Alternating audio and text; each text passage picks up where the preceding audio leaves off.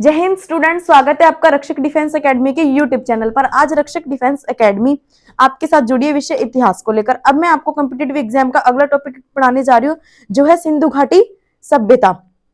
ये है जो कॉम्पिटिटिव एग्जाम में मेन टॉपिक रहता है, सिंधु घाटी सभ्यता।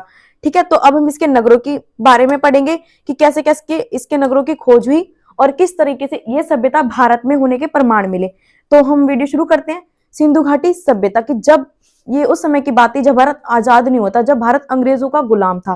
वो जो आधुनिक भारत है, ये उस समय की बात है जब भारत में अंग्रेजों का शासनकाल था। तो ये जितनी भी बड़ी बड़ी पोस्टें थी, जिनपे जैसे पुरातत्विक विभाग है, उसकी जितनी भी पोस्टें थी, ये सब अंग्रेज अधिकारी के उसमें थी। तो जो सर जॉन मार्शल जी थे, इन्होंने भारत में सिंधु घाटी सभ्यता के होने के प्रमाण दिए कि भारत में एक ऐसी सभ्यता भी है, सिंधु घाटी सभ्यता। तो अब मैं शुरू करने जा रही। तो ये जो सभ्यता थी, इसका जो जीवन काल है वो माना जाता है 3300 ईसा पूर्व से 1300 ईसा पूर्व। मतलब कि जैसे इसकी शुरुआत हुई, कैसे इसका पतन हुआ, वो सब समय 3300 ईसा पूर्व से 1300 ईसा पूर्व के बीच आता है। तो इसकी जब ये सिंधु घाटी सभ्यता थी, उसकी ना समकालीन सभ्यता भी मौजूद थी। समकालीन का मतलब होता है एक ही समय के, जैसे भारत है, पाकिस्तान है, नेपाल, चीन है, भूटान है, ये सब क्या है, एक ही समय के समकालीन है। ठीक है, क्योंकि इस समय ये दोनों चीजें मौजूद हैं जो वर्तमान में एक साथ हो, उनको बोला जाता है समकालीन। तो जो सिंधु घाटी सभ्यता के समकालीन थी, वो थी मिस्र की सभ्यता। जो ये मिस्र की सभ्यता थी, ये नील नदी के किनारे थी। और जो नील नदी है, ये विश्व की सबसे बड़ी नदी है। पूछा जाता है कि जो नील नदी है, ये कौन सी नदी है, विश्व की सबसे बड़ी।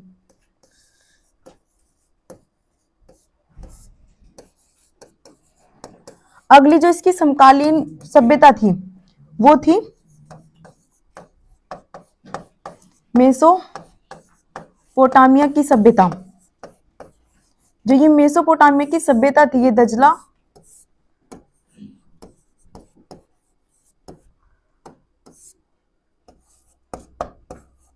और फरात नदी के किनारे बसी थी। जो दजला और फरात नदी का जहां संगम होता था, जो बीच की जगह थी, वहां था मेसोपोटामिया। और ये भी सिंधु घाटी सभ्यता के समय मौजूद थी। अगली जो सभ्यता थी, वो थी चीन की सभ्यता।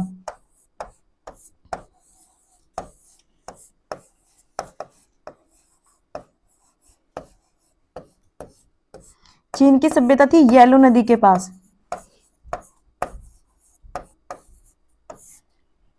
जो ये जितनी भी सभ्यताएं थी, ये नदियों के किनारे ही फली फूली होती हैं। जो भारत की सभ्यता थी, जो सिंधु घाटी सभ्यता, इसको भारत की सभ्यता भी बोला जाता है, क्योंकि भारत में पहली सभ्यता थी। ये विश्व की 4 ऐसी सबसे बड़ी सभ्यताओं में से एक थी। और जो सिंधु घाटी सभ्यता है, ये विश्व की सबसे बड़ी शहरी सभ्यता थी। सिंधु घाटी सभ्यता कैसी थी? विश्व की सबसे बड़ी शहरी सभ्यता। और ये सभ्यता थी सिंधु नदी के पास।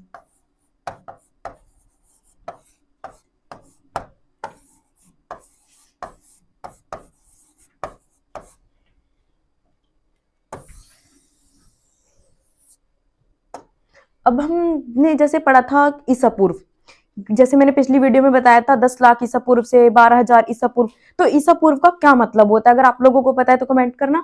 और ईसा पूर्व का क्या मतलब होता है? ईसा मसीह के जन्म से पहले। कि ईसा मसीह के जन्म से पहले जितना भी जो समय, जो टाइम पीरियड है, वो सब ईसा पूर्व में माना जाता है। जिसे इंग्लिश में बोलते हैं बीसी और हिंदी में बोलते हैं ईसा पूर्व।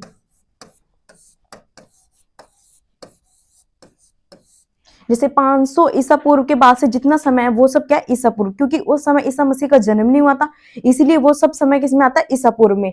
अगला जो है एडी। जो एडी शब्द है, ये लेटिन भाषा का है।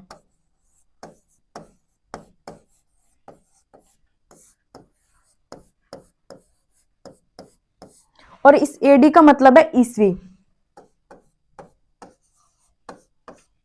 जैसे जो आज का टाइम है, वो ईस्वी में चल रहा है। कि हम बोलते हैं 2000 ईस्वी, और जितनी भी ईस्वी 1857 की क्रांति ईस्वी में हुई, और जो मुगल काल आई, ये सब क्या होता है? ईस्वी में हुए थे ये सब काम। इसीलिए जो एडी है, इसका प्रयोग किया जाता है ईस्वी के लिए। ठीक है, और इसको लेटिन भाषा में बोला जाता है एनो डैटर।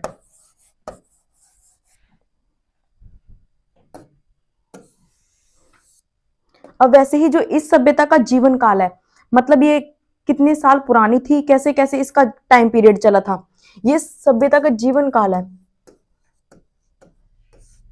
जीवन काल यानी कि टाइम पीरियड, वो है 3300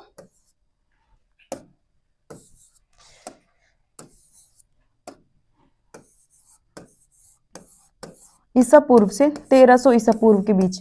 मतलब कि जो इसकी जितनी भी टाइम अवधि है कि कब से कब इसकी शुरुआत हुई, कब इसका पतन हुआ, तो वो सब किसमें आता है, 3300 से 1300 के बीच तक का समय है। तो इसी जो 3300 का जो समय था, 3300 ईसा पूर्व का, वो था प्रारंभिक समय जब इसकी शुरुआत हुई थी, और 1300 का समय था पतन, जब इसका पतन होने लग गया। तो प्रारंभिक ये 3 भागों में था, प्रारंभिक, परिपक्व,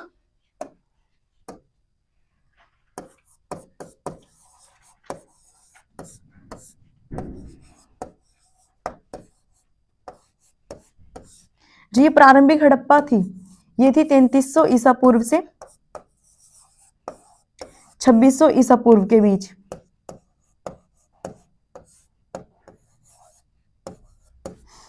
और अगला जो इसकी है परिपक्व हड़प्पा,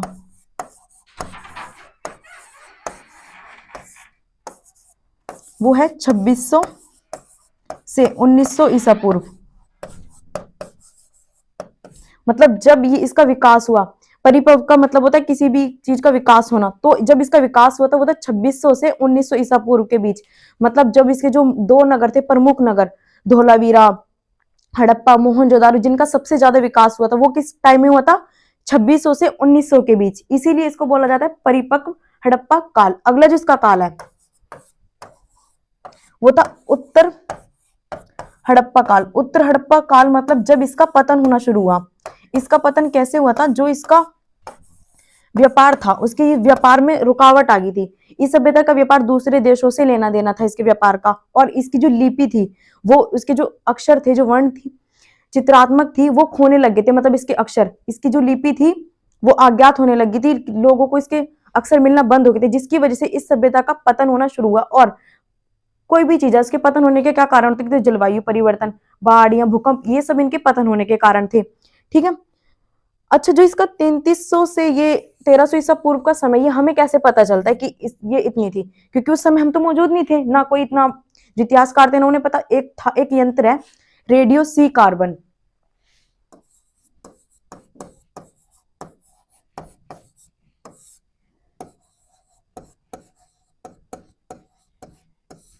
रेडियो कार्बन एक यंत्र है जिसके तहत ना इस सभ्यता के जीवन काल पता लगाया गया था। मतलब इसमें जो भी अवशेष मिले थे इसकी खोज के दौरान, जब वो इस रेडियो कार्बन यंत्र के द्वारा जब उनका टेस्ट हुआ, तो उसके हिसाब से जो ये समय था वो था 3300 से 1300 बीच का। तो ये समय किससे पता चला हमें, रेडियो कार्बन सी यंत्र से। ठीक है। और ये सर जॉन मार्शल के तहत है ये बातें। अब इसकी खोज की बात करेंगे कि इसकी खोज होना शुरू कैसे हुई। बात थी 1826 की। 1826 में सर चार्ल्स मिशन ये पाकिस्तान के दौरे पे निकले थे, जब इन्होंने इस सभ्यता के प्रमाण ढूंढे थे। वो पाकिस्तान में दौरे पर निकले थे जब उन्हें इस सभ्यता के प्रमाण मिले, तब उन्होंने ना इसको अनदेखा कर दिया कि छोड़ो ना, हमें इससे क्या लेना देना। पर बाद में उन्होंने 1842 में इस पर एक पुस्तक लिखी थी, इस पर एक लेख लिखा था मोहनजोदारो, जो उन्होंने भेजा था सर जॉन मार्शल को। तो 1842 में सर चार्ल्स मिशन ने लेख लिखा था सर जॉन मार्शल को। तो उन्होंने दुनिया के सामने लेख लिखकर इस सभ्यता के प्रमाण दिए थे। अब इसकी खुदाई कैसे हुई, 1853 से 56 की बात थी ये, जब पाकिस्तान में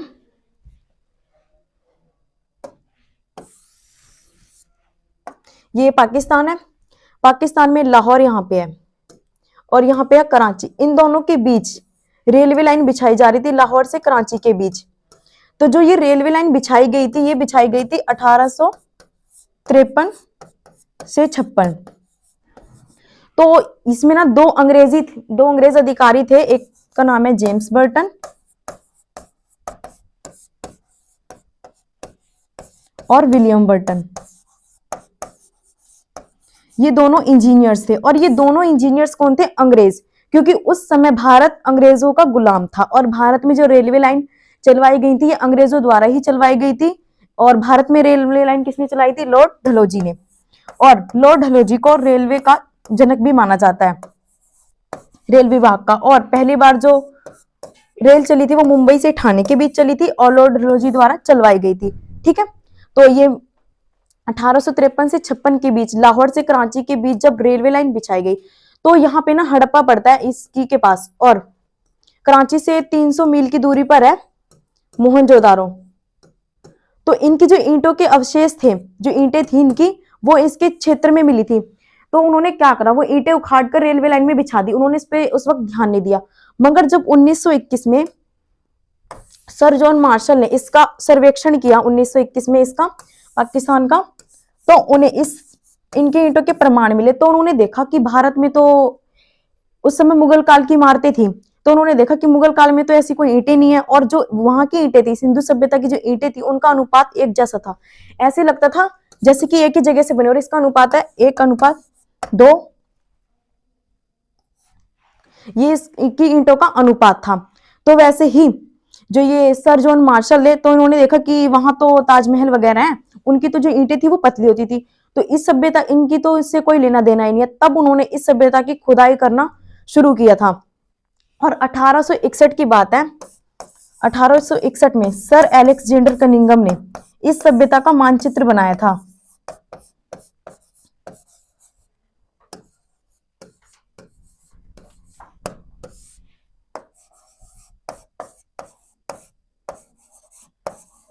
और जो ये सर अलेक्जेंडर कनिंघम है, इन्होंने ही भारतीय पुरातत्व की स्थापना करी है।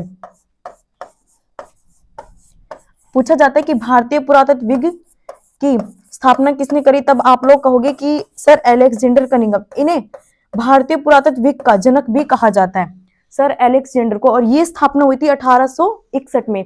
ठीक है, और ये एक ब्रिटिश अधिकारी थे। अब हम बात करेंगे इस सभ्यता के भारत और पाकिस्तान में कौन कौन से नगर थे। अब हम अपने भारत की बात करें, आधुनिक भारत की, जब भारत आजाद हो गया तो कौन कौन से नगर थे, कैसे कैसे उनकी खोजी और वो कैसे कैसे मिले। पहले जो हमारा राज्य है फर्स्ट, जम्मू कश्मीर। जम्मू कश्मीर पड़ता है, यहाँ पे मिला था मांडा नगर। मतलब कि सिंधु सभ्यता का विस्तार कहां से फैला था, जम्मू कश्मीर से लेकर दक्षिण में महाराष्ट्र तक इस सभ्यता का विस्तार फैला था। जम्मू कश्मीर में मिला था मांडा नगर, जो कि चेनाब नदी के पास है। ठीक है, अगर आप लोगों से पूछा जाए कि मांडा नगर कहां पे है, चेनाब नदी, और ये इसका सबसे उत्तरी स्थल है। मांडा नगर कैसा स्थल है, इसका उत्तरी स्थल। अगला अगर पंजाब, पंजाब में था रोपड़। ये जो रोपड़ है, ये सतलुज नदी के पास है।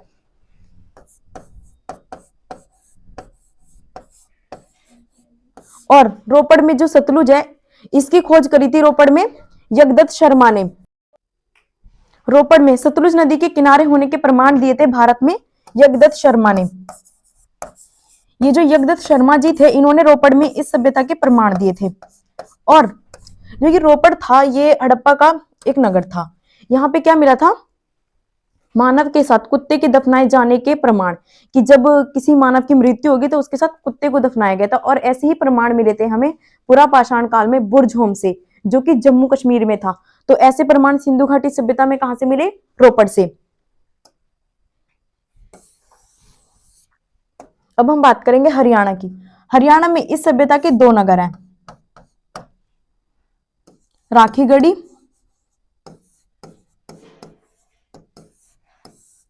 और बनावली। ये दोनों नगर सरस्वती नदी के किनारे हैं। राखीगढ़ी और बनावली दोनों ही नगर कौन सी नदी के पास है, सरस्वती नदी।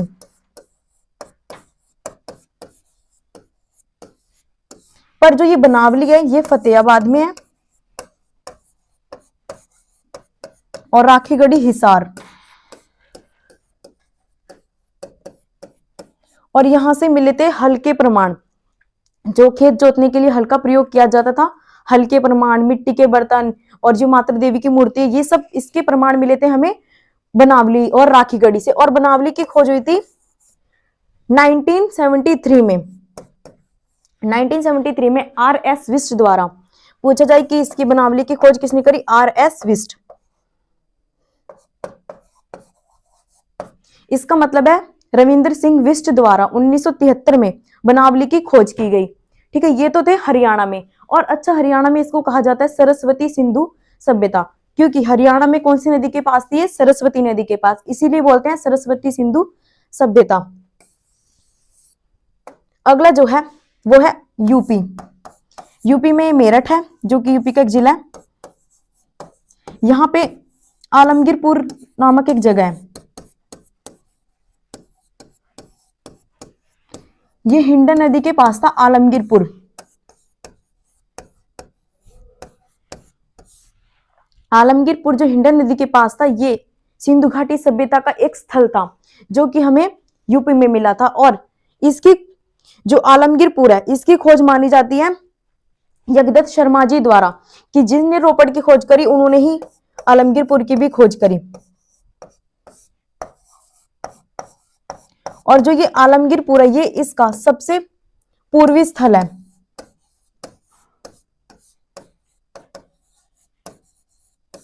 जिसका सबसे पूर्वी स्थल है वो है आलमगीरपुर, जो कि हिंडन नदी के पास है। अब अगला राजस्थान। राजस्थान में यहाँ पे ना कालीबंगा मिला था, जिसका अर्थ होता है काली मिट्टी की चूड़ियां।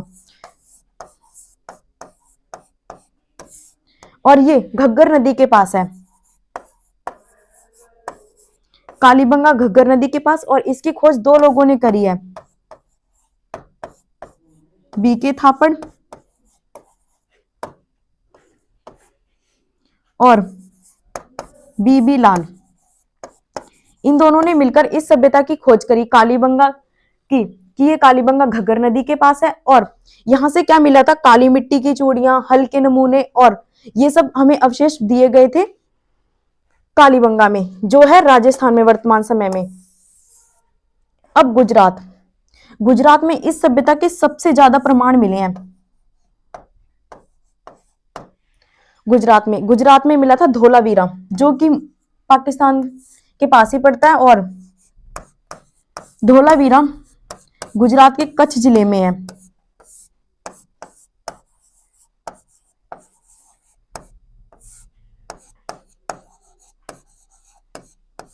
और ये लूनी नदी के पास है। इसकी खोज करी थी RS विस्ट, यानी कि रविंद्र सिंह विस्ट द्वारा। और यहां से मिले थे जलाशय के कुंड और विशाल स्नानागार।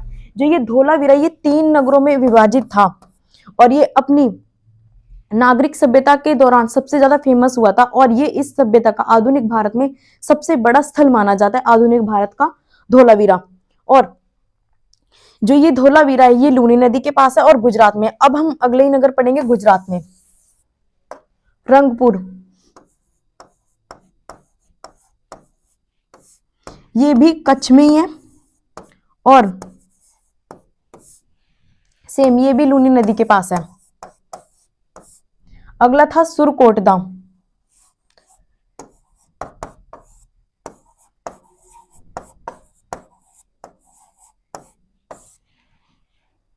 सुरकोटदा ये था कच्छ गुजरात में, पर इसकी जो ये नदी थी, ये भोगवा नदी के पास है। सुरकोटदा भोगवा नदी के पास है, और इसकी जो खोज थी वो करी थी JP ने, यानी कि JP ने, जगपति जोशी ने। जगपति जोशी द्वारा इस सभ्यता की खोज की गई कि भारत में सुरकोटदा है, जगपति जोशी ने। और एक और है इसका फेमस नगर, वो है लोथल। आप लोगों ने सुना होगा लोथल का नाम। अच्छा, लोथल किस लिए फेमस था, कमेंट कीजिए। लोथल एक बंदरगाह था, इस सभ्यता का प्रमुख बंदरगाह जाना जाता था लोथल, जहां पर इंपोर्ट एक्सपोर्ट का काम होता है, कि वस्तु का आदान प्रदान जहां किया जाता, वो था लोथल। और लोथल में क्या प्रमाण मिले थे? चावल के, जो चावल की भूसी है, इस सब के प्रमाण मिले थे हमें लोथल से। और लोथल भोगवा नदी के पास है। लोथल जो है वो भोगवा नदी के पास है, और ये एक प्रमुख बंदरगाह है। ठीक है। अब महाराष्ट्र में, जो इसका नगर है वो है दयामाबाद। जो ये दयामाबाद है, ये इसका सबसे दक्षिणी स्थल है।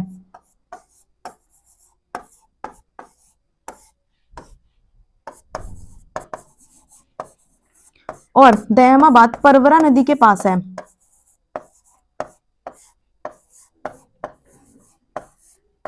ये महाराष्ट्र में है। ठीक है।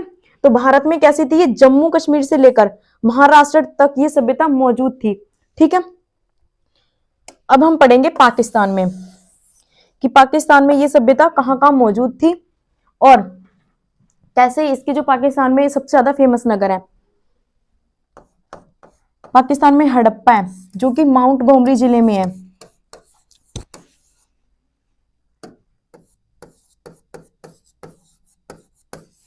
पाकिस्तान का एक जिला है माउंट गोमरी और ये है रावी नदी के पास, क्योंकि जो ये रावी नदी है ये सिंधु नदी की सहायक नदी है। और जो हड़प्पा है इसकी खोज हुई थी 1921 में।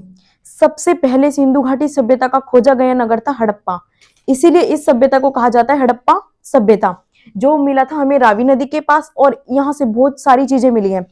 और अगला है मोहनजोदारो, इसका प्रमुख केंद्र, जो ये मोहनजोदारो है इसका प्रमुख केंद्र माना जाता था इस सभ्यता का।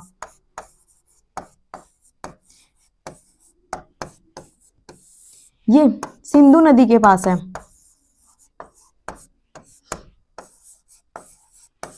और मोहनजोदाड़ो की खोज हुई थी 1922 में, जो करी थी राखलदास बनर्जी, जिन्हें आर.डी. बनर्जी भी बोला जाता है।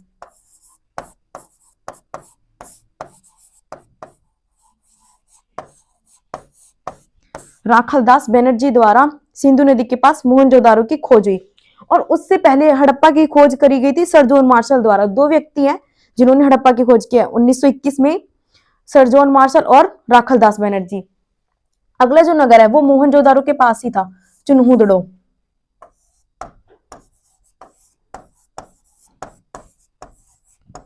जो ये चुनहुदड़ो था एक बिना दुर्ग वाला क्षेत्र था।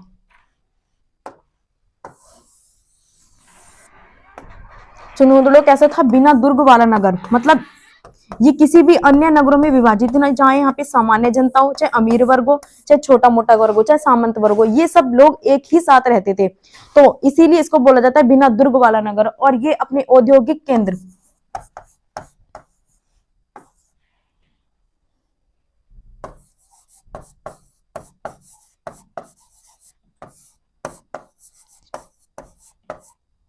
ये एक औद्योगिक क्षेत्र था जहां पर हमेशा काम वगैरह चलता रहता है। जैसे यमुनानगर है, ये एक औद्योगिक क्षेत्र है, तो वैसे ही जो चुनहुदड़ था ये एक औद्योगिक क्षेत्र था। यहाँ पे वस्तुएं बनाई जाती, जैसे लिपस्टिक, शीशा, ये सब बन के बनाना, मिट्टी के बर्तन वगैरह, ये सब कहाँ बनाए जाते थे, चुनहुदड़ों में। और चुनहुदड़ो भी सिंधु नदी के पास है।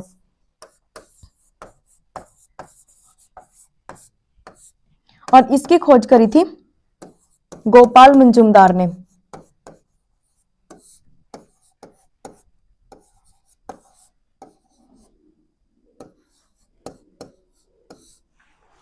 जीएम द्वारा, यानी कि गोपाल मंजुम द्वारा चुनहुदड़ो की खोज की गई। अब ये तो नगर थे पाकिस्तान में, और इसका एक और है पाकिस्तान में, बलूचिस्तान, यहाँ पे पड़ता है बलूचिस्तान। बलूचिस्तान में इसका नगर मिला था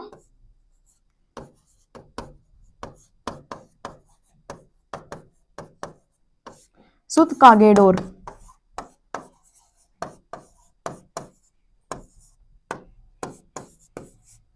ये जो सुत कागेडोर है ये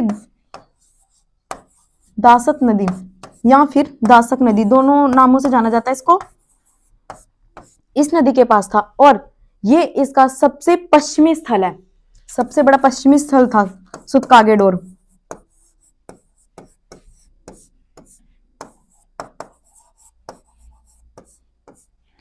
अब अफगानिस्तान में इसका नगर मिला सुतगोई।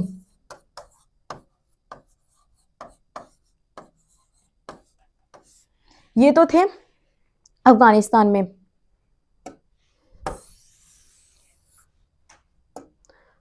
उत्तर में जम्मू कश्मीर में मांडा नगर, और दक्षिण में महाराष्ट्र में दयामाबाद, और पूर्वी स्थल अलमगीरपुर यूपी में, और बलूचिस्तान में वही सुत कागेडोर। तो ये तो थे इसके विस्तार के क्षेत्र की, कहां कैसे कैसे इस सभ्यता का विस्तार था।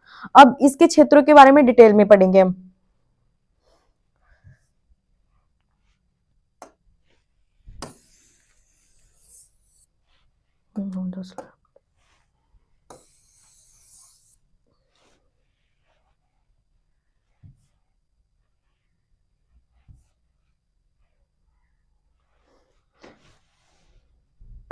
पहला जो वो हमारा नगर है वो है हड़प्पा। इस सभ्यता का मेन नगर जो है हड़प्पा, इसकी खोज हुई थी 1921 में दयाराम साहनी द्वारा।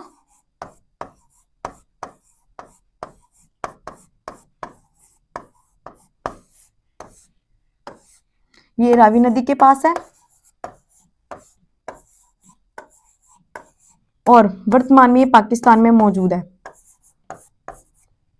और इसके जो फेमस होने के क्या कारण थे, यहाँ पे मिले थे इसके जो पुरोहितों के आवास स्थान से, और यहाँ की जो मातृ देवी थी, जहाँ की जो इनकी मातृ देवी की मूर्ति थी वो मिली थी हमें हड़प्पा से। सबसे बड़ी जो इनकी मातृ देवी की मूर्ति थी वो हड़प्पा से मिली थी। और जो हड़प्पा थी ये अपने काम के लिए जाना जाता था, और ये रावी नदी के पास था, क्योंकि रावी नदी सिंधु नदी की सहायक नदी है। और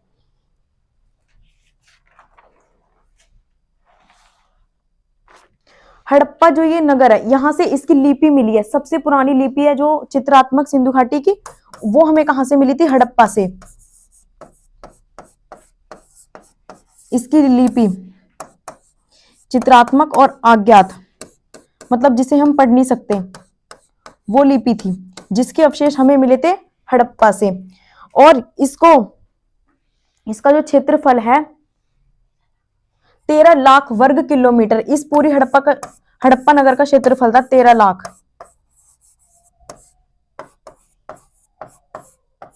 वर्ग किलोमीटर। और यहां से एक और चीज मिली थी, RH-37 का कब्रिस्तान।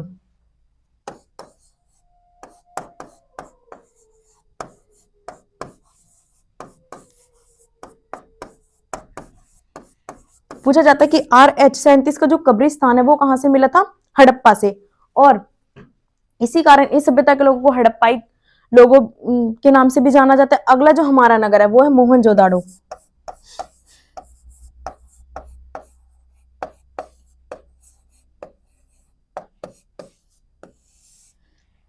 अच्छा, मोहनजोदाड़ो का अन्य नाम क्या, आप लोग कमेंट करना। मोहनजोदाड़ो का अन्य नाम है मृतकों का टीला। इसको कहा जाता है मृतकों का टीला, क्योंकि जो इस मोहनजोदाड़ो की जो पहली सड़क है, जो प्रथम सड़क है, वहां पर लोगों के कंकाल मिले थे।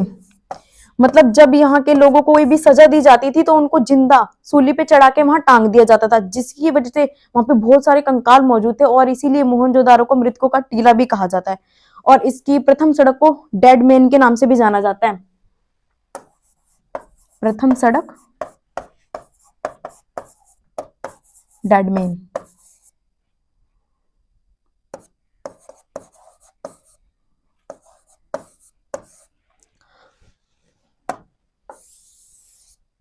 और मोहनजोदाड़ो की खोज की गई थी 1922 में। मैंने आप लोगों को बता दिया था किसके द्वारा की गई है, राखलदास बनर्जी द्वारा। और ये सिंधु नदी के पास है।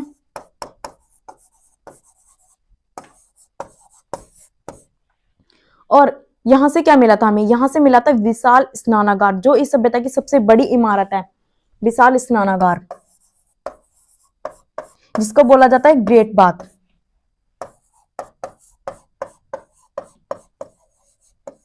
ये हमें कहां से मिला था, सिंधु घाटी के मोहनजोदाड़ो से। और इसकी जो लंबाई है, ये जो विशाल स्नानागार है, ये 40 फुट लंबा है,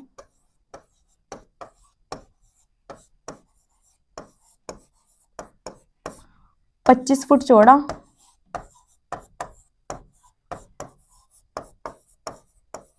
और 7 फुट गहरा।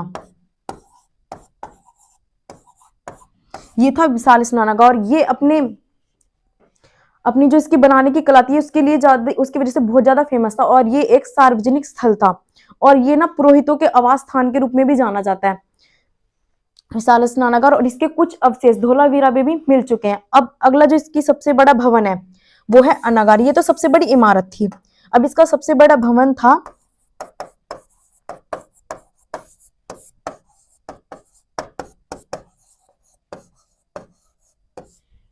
अन्नागार, जिसको अनाज गोदाम भी बोलते हैं हम लोग। यहाँ पर इस सभ्यता का अनाज स्टोर करके रखा जाता था। और इसी के अन्नागार का जो अनुपात है वो कितना बड़ा है, 45.71 मीटर तो लंबाई है, और 15.23 मीटर इसकी जो चौड़ाई है इस अन्नागार की।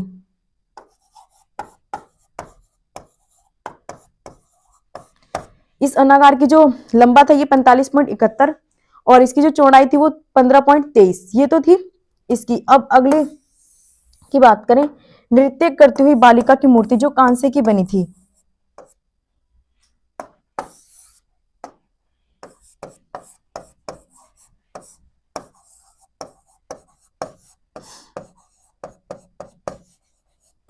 जिसको बोला जाता है डांसर डॉल, उसकी मूर्ति थी 11.5 मीटर लंबी। इतनी लंबी मूर्ति जो थी ये कांसे की बनी थी और ये मोहनजोदारो से प्राप्त हुई थी। और मोहनजोदारो किस वजह से फेमस था? अपनी जल निकास प्रणाली की वजह से और अपनी सड़क बनाने की तकनीक की वजह से ये बहुत ज्यादा फेमस था।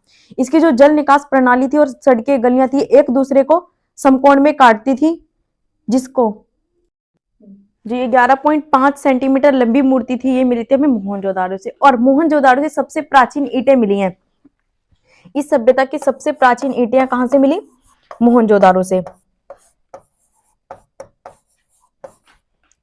अब जो ये मोहनजोदारो था ये किस लिए जाना जाता? जो ये मोहनजोदारो था ये दो भागों में बटा हुआ था। एक तो नगर दुर्ग और दूसरा निचला नगर।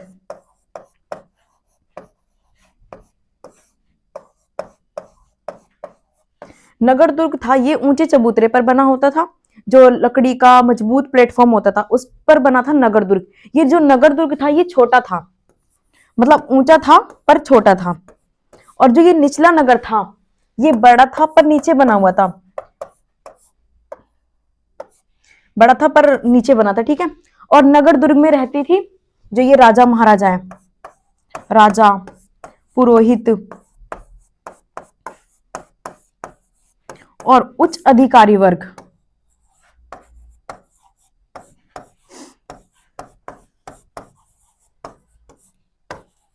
ये रहते थे नगर दुर्ग में।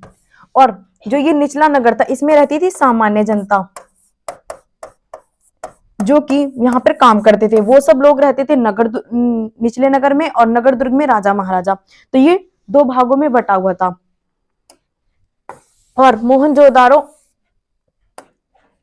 था यहाँ, ये ना अपने केंद्र था इस सभ्यता का, सबसे मेन केंद्र रहा है मोहनजोदारो। और मोहनजोदारो में जाने के लिए ना एक मोहर का प्रयोग किया जाता था। अगर आप लोग देखना मोहनजोदारो पिक्चर, उसमें आप लोगों को पता चल जाएगा। जो ये मोहनजोदारो था यहाँ पे सैलखेड़ी नामक मोहर मिलती थी। सैलखेड़ी मोहर का प्रयोग किया जाता था मोहनजोदारो में जाने के लिए। और मोहनजोदारो से टोटल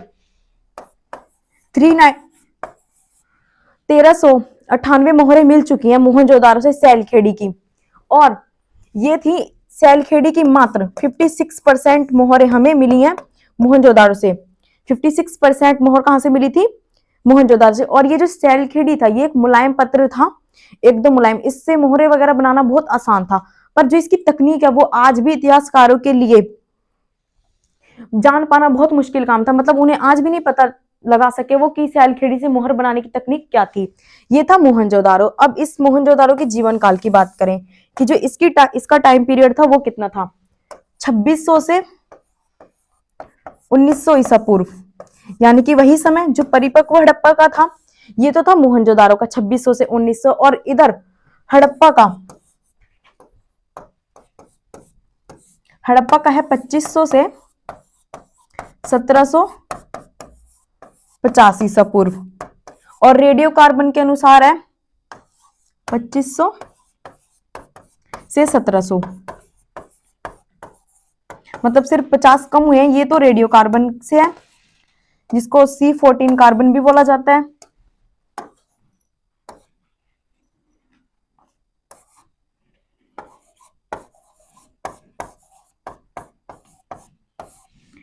अब हम इसके अन्य नगरों के बारे में पढ़ेंगे।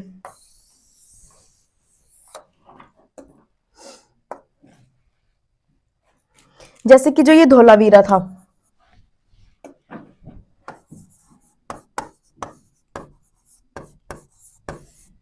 धोलावीरा से मिला था इस सभ्यता का स्टेडियम, जलकुंड। ये हमें मिला था धोलावीरा से। और कालीबंगा,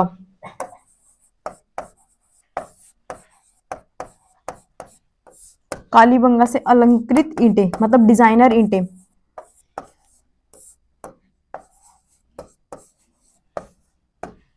हल का नमूना हवन कुंड।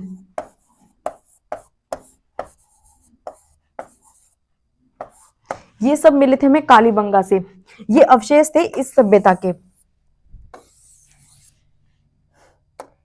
अब हम इसके महत्वपूर्ण इसका पढ़ेंगे हम सामाजिक जीवन की, सिंधु घाटी सभ्यता का सामाजिक जीवन कैसा था, क्योंकि जो ये सिंधु घाटी का समाज था इसका सामाजिक जीवन था मातृत्वात्मक समाज।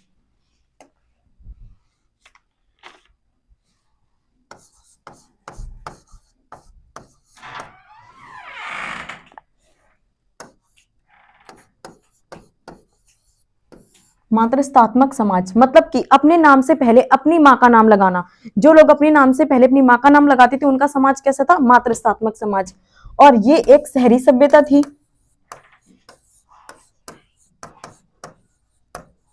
और सिंधु घाटी का समाज, जो इनका समाज है वो 4 वर्णों में बटा हुआ था। कितने वर्ण थे, 4। पहला आएगा विद्वान वर्ग, जिसमें आते हैं पुरोहित, विद्वान वर्ग में पुरोहित। दूसरा श्रमिक वर्ग,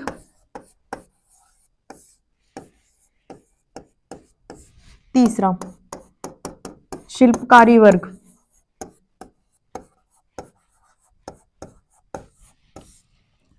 और जो इसका चौथा वर्ण है वो है योद्धा वर्ग।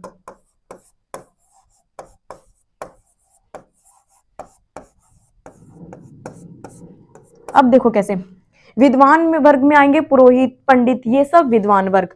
श्रमिक वर्ग में रोजगार, जो अब किसी भी सभ्यता है युवा लोग हैं वो काम करने के लिए चाहिए तो उसमें आते हैं, वो आते हैं श्रमिक वर्ग में। अब शिल्पकारी, जो कि ये सिंधु सभ्यता थी अपनी शिल्पकला के लिए बहुत ज्यादा फेमस थी, तो शिल्पकारी लोग भी मौजूद है। योद्धा वर्ग, अब राज्य की सुरक्षा के लिए वहां पे सैनिक वर्ग भी मौजूद था, इसीलिए योद्धा वर्ग। और ये जो समाज है 4 वर्णों में इस तरीके से बटा था। अब इस सभ्यता के समाज में एक महत्वपूर्ण प्रणाली थी, वो थी समाधान प्रणाली। महत्वपूर्ण पॉइंट रहता है इसका समाधान प्रणाली। और जो इसकी समाधान प्रणाली थी ये 3 पार्ट्स में डिवाइड थी, मतलब इसको 3 भागों में बांटा गया था। वो कैसे है, पहला जो इसका समाधान है वो है पूर्ण समाधान।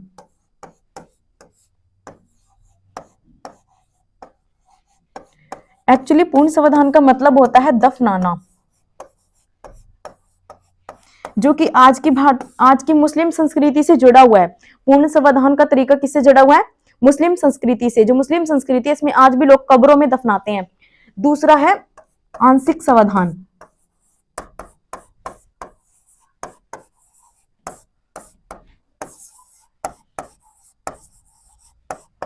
आंशिक समाधान जंगलों में दफनाना, मतलब जंगलों में दफनाना नहीं है। एक्चुअली ये लोग ना जब लोग मर जाते थे तो इनका ये मानना था कि जो लोग शव है, जो उसका शव है वो मर चुका है तो उसको किसी की उससे भूख मिटाई जाए, इसीलिए इसे जंगल में छोड़ दिया करते थे, जिससे जंगली जानवर उसका शिकार करते थे। ठीक है, ये जंगलों में छोड़ना।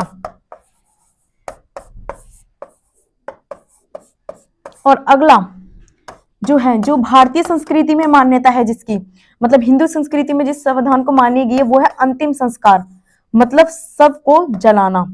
ये किस संस्कृति की है, हिंदू संस्कृति, यानी कि भारतीय संस्कृति। अंतिम संस्कार जिसमें क्या होता है, आग में जलाना, मतलब पूरे तरीके से उस चीज को खत्म करना।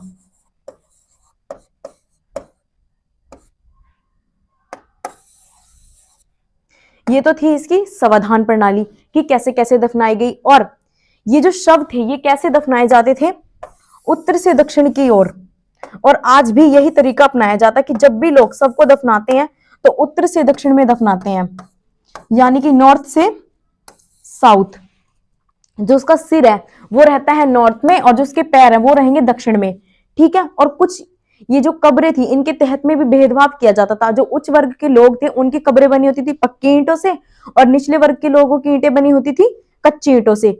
और इनके जो शव दफनाए जाते थे, इनके तहत वस्तुएं रखी जाती थी जिससे वो लोग उनका इस्तेमाल कर सके। ठीक है, जैसे उस कुत्ते के प्रमाण मिले थे, वो इसलिए दफनाया गया था क्योंकि वो उसका पालतू जानवर था, और इनके मानना यह था कि जो पालतू जानवर है इसको भी उसी के साथ दफना दो। ठीक है, ये थी इसकी शव दफनाने की तकनीक। अब इसका नगर योजना प्रणाली पढ़ेंगे। जो ये है, अपनी नगर योजना प्रणाली के लिए बहुत ज्यादा जानी जाती है ये सभ्यता, क्योंकि इसकी नगर योजना प्रणाली बहुत फेमस थी, जो आज के हरियाणा में, चंडीगढ़ में प्रयोग की जाती है इसकी नगर योजना प्रणाली। और इस सभ्यता की नगर योजना प्रणाली के तहत ये विश्व की प्रथम सुनियोजित नगर बना था। सुनियोजित मतलब पूरा परफेक्ट, जो कोई भी चीज इसमें कोई कमी ना हुई, ये ऐसी सभ्यता बनी थी विश्व की। और ये विश्व की पहली शहरी सभ्यता थी। इसके दो प्रमुख नगर थे, हड़प्पा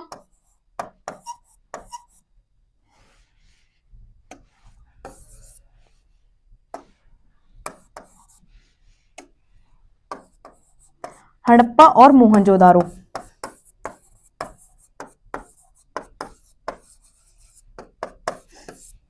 और इसकी जो प्रथम सड़क थी, ये अपनी सड़क के लिए भी जाने गए थे। प्रथम सड़क का माप है 10.5। आप लोगों से पूछा जाए कि जो इसकी प्रथम सड़क है इसका माप कितना है, ये 10.5 मीटर लंबी थी।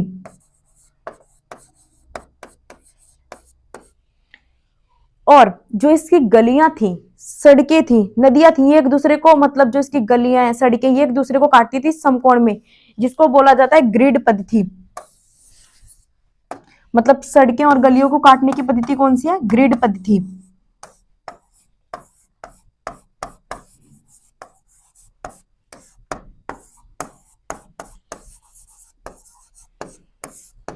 एक पद्धति से काटती है अपने आप को, ग्रिड।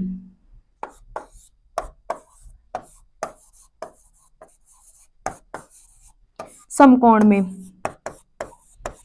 मतलब हम एक ही सड़क से जा सकते थे। मान लो हमें किसी भी उसमें जाना है तो हम जा सकते हैं। अभी रुक जाओ, इसने काटा था ग्रिड पद्धति समकोण में। ये तो थी इसकी नगर योजना। और यहाँ पे क्या क्या मौजूद था, रसोई घर, शौचालय, और यहाँ पर 2 मंजिले घर भी बने हुए थे इस सभ्यता में। तो देखा ये कैसे उस समय की शहरी सभ्यता बनी, आप लोगों को अब समझ में आ ही गया होगा।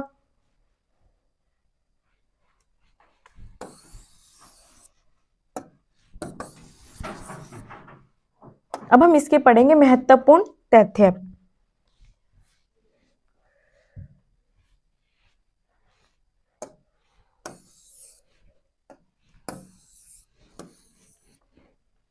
अगर आप लोगों को कोई भी डाउट हो तो आप लोग प्लीज कमेंट करना, और ज्यादा से ज्यादा वीडियो को लाइक करना और चैनल को सब्सक्राइब करना। ठीक है, और हमारी वीडियो से जुड़े रहने के लिए थैंक यू। अब हम इसके पढ़ेंगे महत्वपूर्ण तथ्य कि जो ये सिंधु घाटी सभ्यता थी, इसके अन्य नाम भी आप लोगों ने सुना होगा, इसके अन्य नाम भी है। पहला, इसको बोला जाता है सिंधु घाटी सभ्यता। वो किस लिए कहा जाता है, क्योंकि ये सिंधु नदी के पास थी। दूसरा, इसे बोला जाता है हड़प्पा सभ्यता। हड़प्पा सभ्यता क्यों बोला जाता है, क्योंकि ये हड़प्पा नगर की, जिसमें सबसे पहले खोजा गया नगर था वो था हड़प्पा।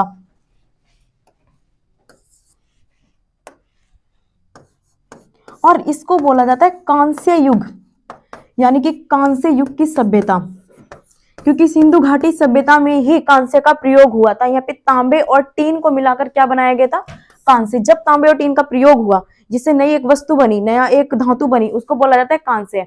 ठीक है, और इसको बोला जाता है सैंधव, सैंधव, सैधव, इन सब नामों से इसको जाना जाता है।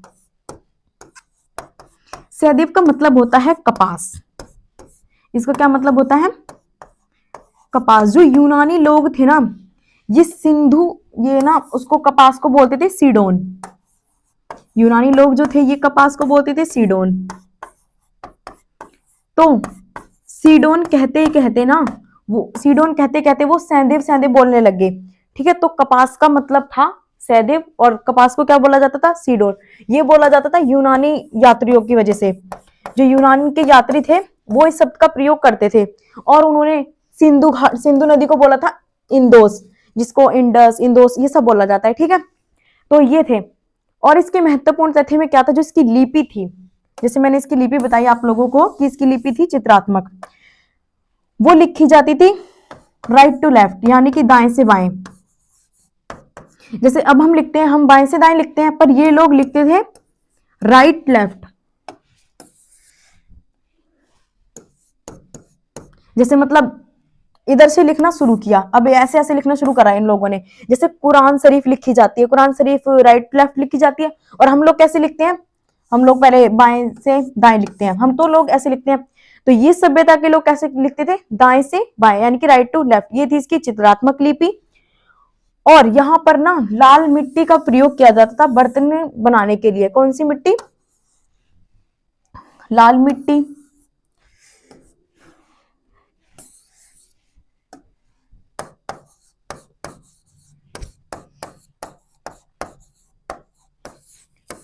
ये सब मिट्टियों का प्रयोग करके ये लोग वहां बर्तन सजाने का काम करते थे। और यहाँ पे हमारा टॉपिक समाप्त होता है। अगर आप लोगों को कोई भी दिक्कत हुई है इस वीडियो से जुड़ी, आप लोगों को कुछ ना समझ में आया, आप लोग कमेंट करना। और हमारी वीडियो को देखने के लिए थैंक यू। जय हिंद।